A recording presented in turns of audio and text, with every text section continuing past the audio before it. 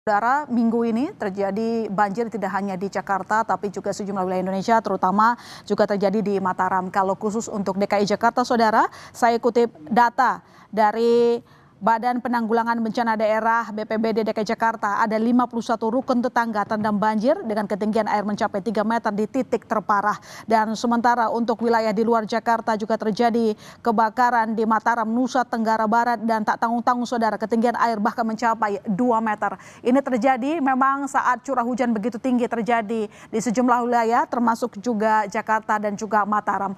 Saudara, petugas gabungan masih melakukan evakuasi korban banjir di kota Mataram, Lombok hingga malam hari. Sejumlah korban diungsikan ke lokasi yang lebih aman. Wilayah yang terdampak cukup parah ada lingkungan Sweta Timur, BTN Riverside, Kelurahan Mayura, Kota Mataram, dan Gedur, Kelurahan Abian Tubuh.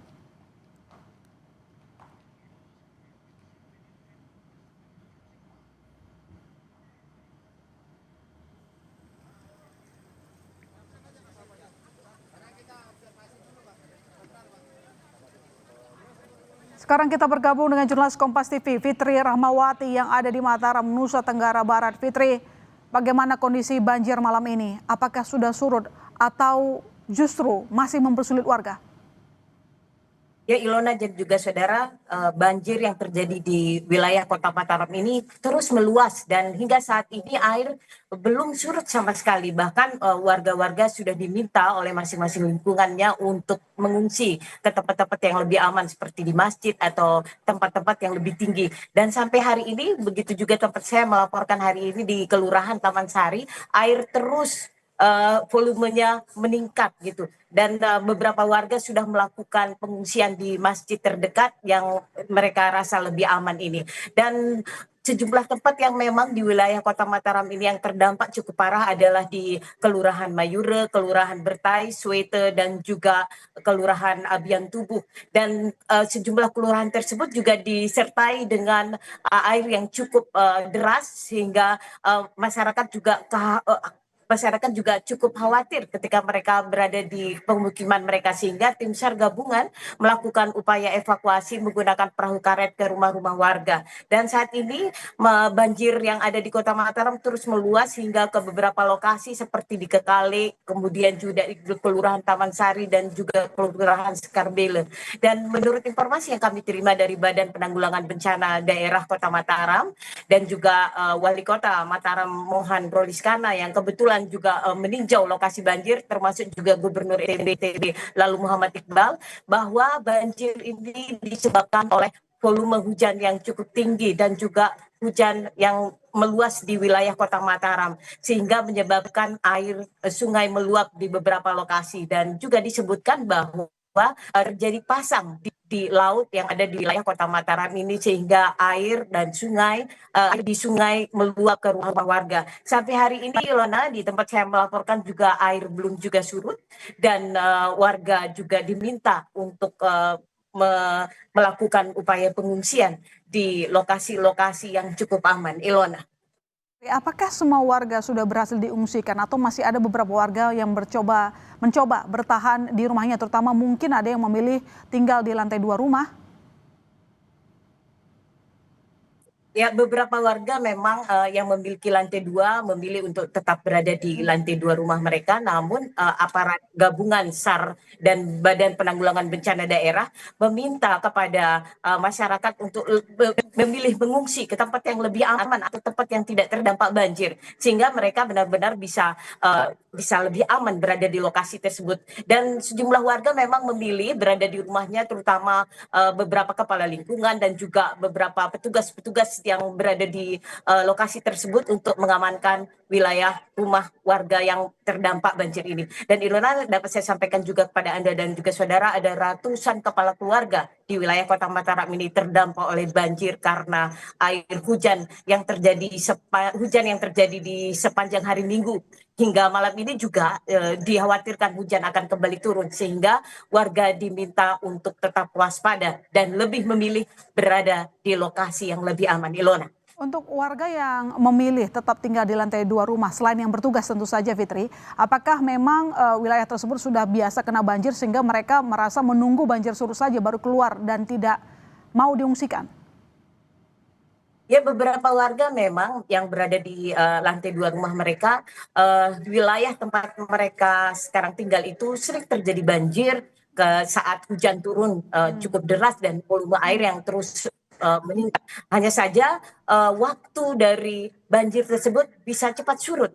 Nah, hanya saja pada hari ini banjir yang terjadi di sejumlah wilayah di Kota Mataram dan meluas, itu airnya belum juga surut hingga malam ini. Sehingga bisa dipastikan bahwa warga yang berada di lantai 2 diminta oleh petugas SAR gabungan Badan Penanggulangan Bencana Daerah Kota Mataram dan juga Tagana untuk berada di lokasi yang lebih aman, terutama di lokasi yang tidak terdampak banjir, misalnya di wilayah Lombok Barat yang saat ini juga belum terdampak oleh banjir karena memang sangat dikhawatirkan hujan akan kembali terjadi pada malam hari ini, Ilona. Artinya kondisi banjir malam ini di lokasi tersebut lebih parah dibandingkan ketika pernah terjadi banjir lokasi tersebut, Fitri? Tahun 2015 pernah terjadi banjir seperti ini, Ilona, dan memang situasinya juga sama, hampir sama. Warga-warga mengungsi saja tidak terlalu lama. Durasi banjir tersebut bisa lebih cepat surut. Nah, hanya saja saat ini durasi banjir ini hingga malam ini belum juga surut karena memang diprediksi karena air laut di wilayah Kota Mataram ini yang berada sekitar 2 km dari tempat saya melaporkan ini masih pasang, belum juga surut sehingga sungai-sungai yang mestinya masuk ke air laut itu meluap ke rumah-rumah warga.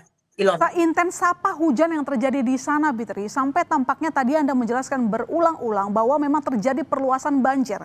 Artinya kondisi ini tidak bisa kita sepelekan. Ya, benar, Ilona, hujan turun di wilayah Kota Mataram ini memang tidak hanya terjadi di wilayah Kota Mataram, ada di Lombok Barat dan kemungkinan besar ini memang dari hulu ke hilir sungai yang meluap itu terjadi di wilayah bagian timur.